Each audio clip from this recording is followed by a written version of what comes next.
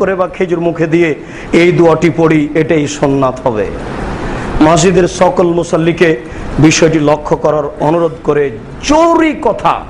জরুরি কথা যে যেহেতু আজ রাত থেকে প্রস্তুতি নিতে হবে বলে আমরা মনে করছি, আল্লাহর ইচ্ছা হিসাব তাই মাগরিবের পর থেকে নিয়ে রমজান শুরু হবে। সূর্য ডুবলে আরবি মাস শুরু হয়, রাত 12টা হলে সূর্য ডুবলে আরবি দিন শুরু হয়, আর রাত 12টা হলে ইংরেজি দিন শুরু হয়। সূর্য ডুবলো এটা পরের দিনে পড়ে গেছে, এই জন্যই আমরা আগে তারাবি পড়ি, তারপর সিয়াম শুরু হয়। আগে তারাবি কেন? আরবিতে সূর্য ডুবলেই দিন চলে এসেছে পরেরটা, তাহলে সূর্য ডুবলেই এ বিশাল মাস ঢুকে গেল। সূর্য ডুবার সাথে সাথেই সবাইকে জোরালো প্রস্তুতি নিতে হবে। ব্যবসায়ের নিকটে জরুরি দাম কম ধরবেন, বরকত বেশি হবে। যে যেখানে আছেন পাপের কাজ বন্ধ করার চেষ্টা করুন, তাসবিহ তাহলিল জিকির আজকার করার চেষ্টা করবেন। মুখ সিক্ত রাখবেন সবসময় তাসবিহ তাহলিল জিকির আজকার দিয়ে। নারী পুরুষ সবাইকে পাপ থেকে সতর্ক করার জন্য বিনীতভাবে অনুরোধ করা যাচ্ছে। অহেতুক অপ্রয়োজনীয় কথা ত্যাগ করার চেষ্টা করবেন, প্রাণপণে চেষ্টা করবেন মুখ বন্ধ রাখার। কাজ শেষ হয়ে গেলে বাজারে না থাকা, টিভি চ্যানেল, টেলিভিশন, আপনার যসবগুলো ইন্টারনেট যত কিছু আছে যা মন্দ হয়েছে এইগুলি রমজান মাসে বন্ধ করার চেষ্টা করুন, এটা জরুরি কাজ। মিথ্যা কথা, অহেতুক কথা ত্যাগ করুন। পুরো 5 ওয়াক্ত সালাত আদায় করতে হবে, এর জন্য প্রস্তুতি গ্রহণ করুন। রাতে তারাবি পড়তে হবে, একাই পড়েন তাতে আসে যায় না, জামাতবদ্ধ পড়েন তাতে আসে যায় না, এর একটা জোরালো প্রস্তুতি গ্রহণ মসজিদের সকল মুসাল্লিকে বিনীতভাবে অনুরোধ করা যাচ্ছে।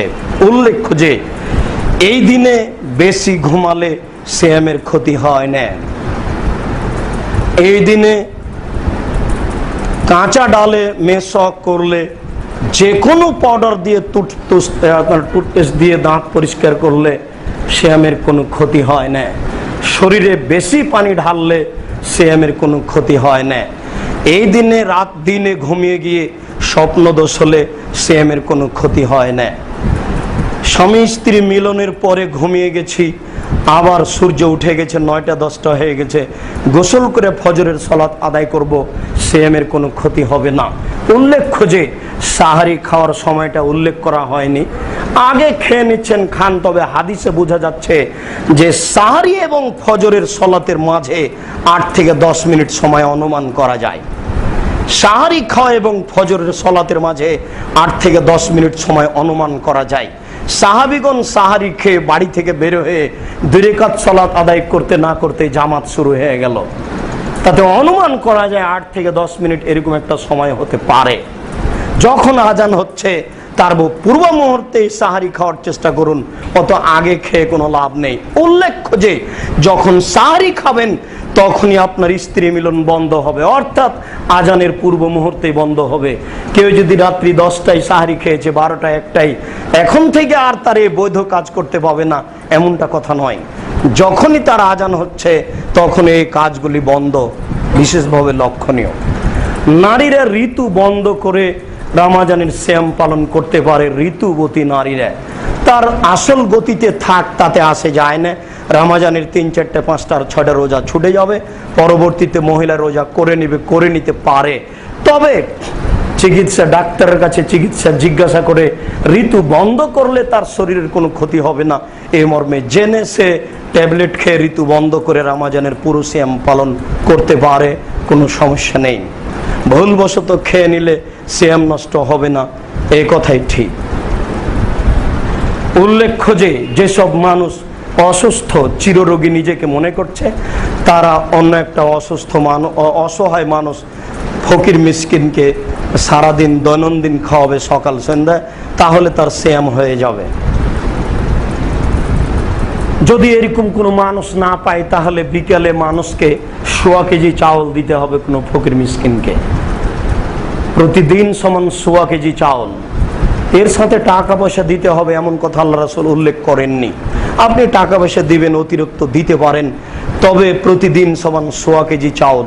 উল্লেখ্য যে আমার বাপ 2-3 দিন অসুখ থেকে মরে গেছে, সিয়াম পালন করতে পারেননি, ভালো হবে বলে করব এই অপেক্ষায় ছিলেন। এখন কি করব? কোনো ছেলে মেয়ে তার সিয়াম পালন করতে পাবে না। বুখারী মুসলিমের হাদিসে এসেছে যে অভিভাবকরা তার সিয়াম পালন করবে, তা হচ্ছে মান্নতের সিয়াম, নজর মানা সিয়াম। যেগুলো বাপে মান্নত মেনেছে যে আমার ছেলেটা যদি বেঁচে যায় তাহলে 2টা রোজা থাকবো, সিয়াম থাকবো, এরকম সিয়াম রেখে যদি বাপ মারা যায়, মা মারা যায়, তাহলে এই সিয়াম আপনাকে আমাকে পালন করতে হবে। রমজানের ফরজ সিয়াম রেখে অসুস্থ অবস্থায় 4টা-5টা রেখে বাপ মা মারা গেছে, তার সিয়াম কোনো ছেলে মেয়ে পালন করতে পাবে না। তার জন্য 100 কেজি চাউল দিতে হবে, দিতে পারে। যেসব নারী গর্ভবতী, যাদের পেটে বাচ্চা আছে, তারা মনে করলে যে প্রতিদিন সমান একজন মিসকিন বা অসহায় মানুষকে খাওয়াতে পারে, তাহলে তাকে আর পরবর্তীতে সিয়াম পালন করতে হবে না। গর্ভবতী নারী ইচ্ছা করলে এখন সিয়াম ছেড়ে দিয়ে নিজে পরেও করে নিতে পারে।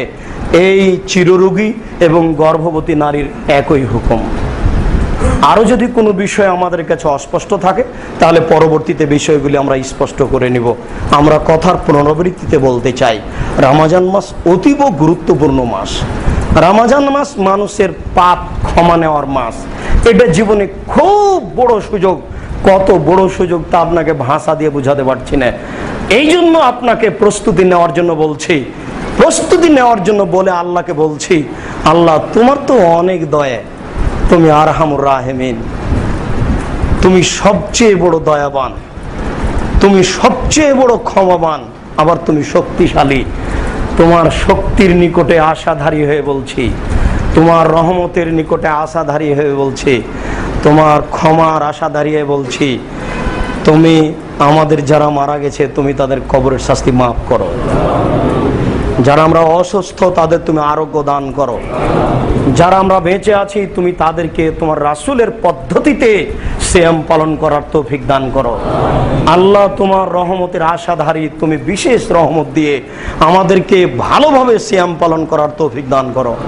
আমরা মানুষ, অনেক জায়গাতে আমাদের ভুল ত্রুটি হতে পারে, হয়তো বা বুঝতে পারিনি বা বুঝতে পারছি না, এটুকু তুমি সংশোধন করে দিয়ে তোমার রাসূলের পদ্ধতি অনুযায়ী সিয়াম পালন করার তৌফিক দান করো। এ দাবি, এ দোয়া তোমার দরবারে রেখে আজকের জুমার খুতবা